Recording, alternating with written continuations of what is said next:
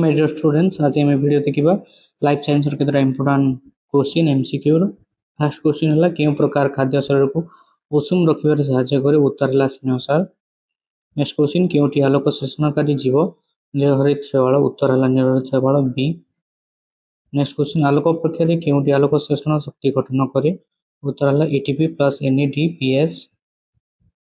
Next question 1953 ମସିହାରେ citric ଅମ୍ଳ ଚକ୍ର ଆବିଷ୍କାର ପାଇଁ କେଉଁ ବୈଜ୍ଞାନିକ ନୋବେଲ ପୁରସ୍କାର ପାଇଥିଲେ? ଉତ୍ତର ହେଲା ହାନ୍ସ କ୍ରେବସ୍।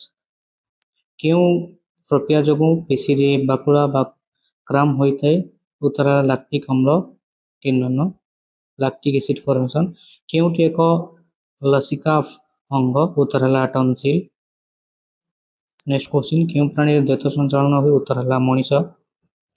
ଯୋଗର ରେଚନ ଅଙ୍ଗର ନାମ କ'ଣ? ଉତ୍ତର ହେଲା ନେଫ୍ରିଡ଼ିଆ। ପ୍ରତିକ୍ଷେପ କ୍ରିୟା ଉପରେ କିଏ ଗବେଷଣା କରିଥିଲେ? ଉତ୍ତର ହେଲା ଇଭାନ ପି ପାଭଲଭ।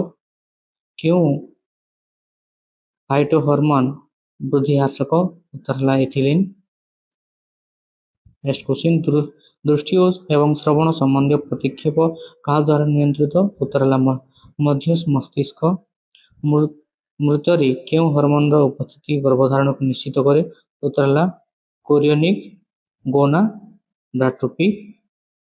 ନେକ୍ସଟ କ୍ୱେଶ୍ଚିନ୍ କଇଁଛ କୁମ୍ଭୀର ଓ ତିମି ପ୍ରଭୃତି ପ୍ରାଣୀ କେଉଁ ଅଙ୍ଗ ଦ୍ୱାରା ଶ୍ୱାସକ୍ରିୟା କରନ୍ତି? ଉତ୍ତର ହେଲା ଫୁସ୍ଫୁସ। Through which organ do tortoise, crocodile and whale etc. That is answer is long. କେଉଁ ଉପାବସ୍ଥାରେ ଆପୁଞ୍ଜନ ହୁଏ? ଉତ୍ତର ହେଲା ଜାଇଗୋଟିନ୍। କେଉଁ ଜୀବରେ ଉଭୟ ସମଯୁଗ୍ମନ ଓ ଅସମଯୁଗ୍ମନ ଦେଖାଯାଇଥାଏ? ଉତ୍ତର ହେଲା କବକ। ଯୁଗ୍ମଜ ବିଭାଜିତ ହୋଇ କ'ଣ ସୃଷ୍ଟି ହୁଏ? ଉତ୍ତର ହେଲା ଭ୍ରୂଣ। ସର୍ବୋତ୍କୃଷ୍ଟ କୋଇଲା କେଉଁଠି? ଉତ୍ତର ହେଲା ଆନ୍ଥ୍ରାସାଇଟ୍।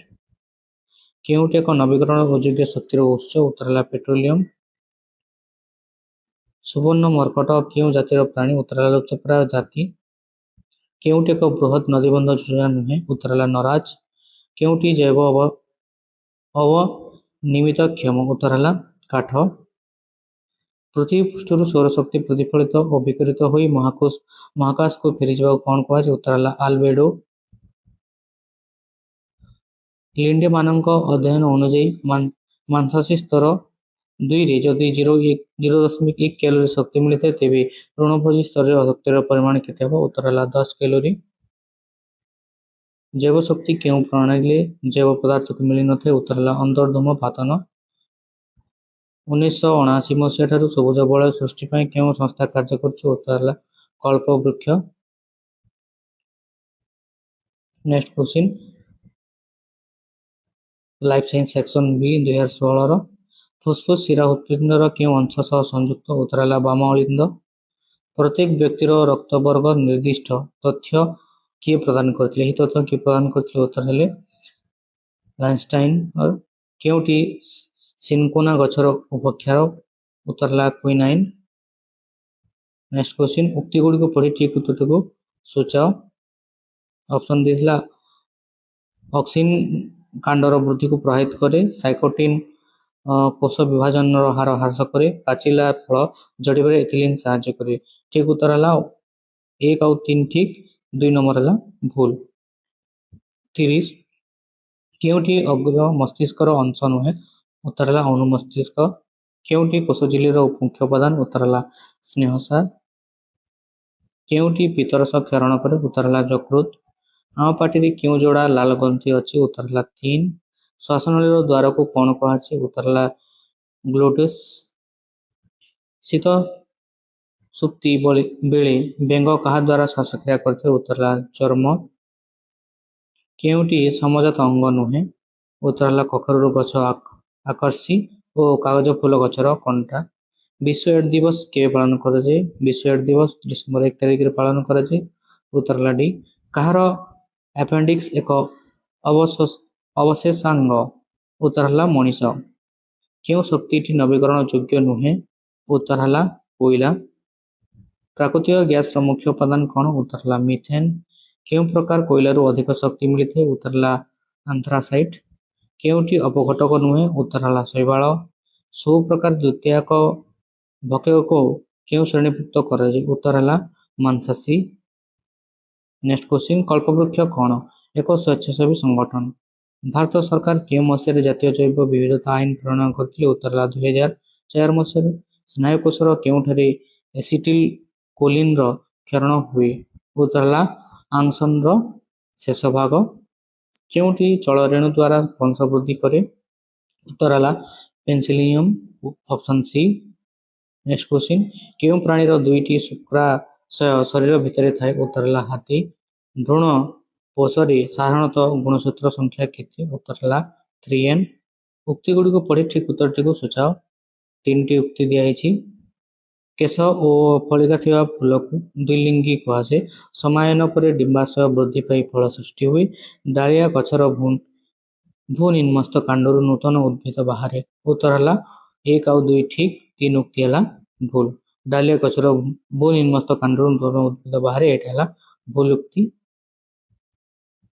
देन जीवा आ गोटे सेट अछि भ्रूणकांड आलोक आड़ को गति करिवार परीक्षण प्रथमे किए देथिले चार्ल्स डार्विन अनुवंश विज्ञान जनक क्या कहुए जॉर्ज मेंडेल के उक्ति ठीक स्पायरोगायर बहु विभाजन होता है चलरेणु द्वारा पेनिसिलियम वंश विस्तार करे चलरेणु शुष्क परिवेश उपयुक्त पाइथियम रे कलिकोन देखा जाए उत्तर है स्पायरोगायर बहु विभाजन होता है 28 आंसर है 29 मेंडेल दुई संकरण परीक्षण गोल हलदिया और खदड़ा सागुआ पैतृक पीढ़ी को संकरीकरण कले F2 पीढ़ी रे RRYY किपरि गुण धारण करिवो उत्तर है ए गोल सागुआ नेक्स्ट क्वेश्चन समविभाजन केउ अवस्था रे गुणसूत्र गुड़िक मध्य समतल भाग चली आसती उत्तर है मध्यावस्था साधारणतः स्त्री जनन तंत्र केउ स्थान रे समायन घटे उत्तर है डिंबवाही नली ए 32 केउ दुईटीर लक्षण आर्कियोप्टेरिक्स रे देखा जाए उत्तर है सरीसृप और विहंग गोबर गैस प्रस्तुति क्यों बैक्टीरिया नियोजित होते उत्तर है मिथानोजेन नेक्स्ट क्वेश्चन क्यों कोयला रे कार्बन रो परिमाण सबठारु कम उत्तर है आंथ्राक्साइड क्यों उक्तिटी जीवमंडल संपर्कित नुहे जीवमंडल अर्थ होउछि जीव मानकर समष्टि जीवन धारण पर अनुकूल वातावरण थिबा अंचल को जीवमंडल कहा जाए जीवमंडल वायुमंडल और उष्ममंडल समष्टि तल जीव सृष्टि विकास और जीवन धारण संभव होइथिबा अंचल ही जीवमंडल से कहितला जीवमंडल संपर्कित नुहे उत्तर है सी ऑप्शन सी है ठीक उत्तर केउटी एक जातीय उद्यान उत्तर है चिलिका केउटी तृणभूमि परिसंस्थार सूचना दी उत्तर है घास हरिण चील बीजाणु नेक्स्ट क्वेश्चन केउटी फूलर अंश नुहे उत्तर है फलिका चिपको आंदोलन कौन पर उद्दिष्ट थिला उत्तर है जंगल सुरक्षा पाई केउटी अन्य भिन्न उत्तर है संरक्षित जीवमंडल जातीय उद्यान अभयारण्य उद्भिद अन्य थिला उत्तर हो संरक्षित जीवमंडल नेक्स्ट क्वेश्चन केउटी द्वारा मूलज चाप मपा जाई परिबो उत्तर है मानोमीटर नेक्स्ट क्वेश्चन केउटी जो खलाल रे थिबा एक प्रोटीन उत्तर है पोटासियम ऑक्जालेट उक्ति गुड़ी को पढ़ी ठीक सूचाओ नेफ्रेरिया जोकर रचना अंग ग्लोमेरुलस द्वारा रक्त छणा कार्य हुए सुस्थ लोकर मूत्र रे ग्लूकोज निष्कासित हुए ठीक उत्तर है सी उभय तीनोटी जाक ऑप्शन ठीक अछि केउटी वृद्धि हासक उत्तर है ऑक्सिन मस्तिष्कर बाह्य आवरण कौन कहा जाए ताको मेनिंजस कहा जाए नेक्स्ट क्वेश्चन केउटी शरीर आयन संतुलन रक्षा करे उत्तर है स्नेहसार क्यों क्रमटी ठीक उत्तर है पाकस्थली मलाशय क्षुद्रांत बृहदंत्र option C the right answer 48 RUBISCO संपर्क में क्यों उक्ति ठीक नुहे यह एक जैव त्वरक यह उक्ति ठीक नुहे 49 बेंगफुला केउटी द्वारा श्वासक्रिया करते उत्तर है श्वासरंध्र द्वारा श्वासक्रिया करते क्यों जोड़ाटी असंबंधित गलेट और श्वासनली यहाँ असंबंधित अनरिलेटेड पेयर ये इम्पोर्टेंट क्वेश्चन लाइफ साइंस रो जोटा कि काली एग्जाम होची तो मैंने भल से पढ़ी जीव wish you all the best my dear students.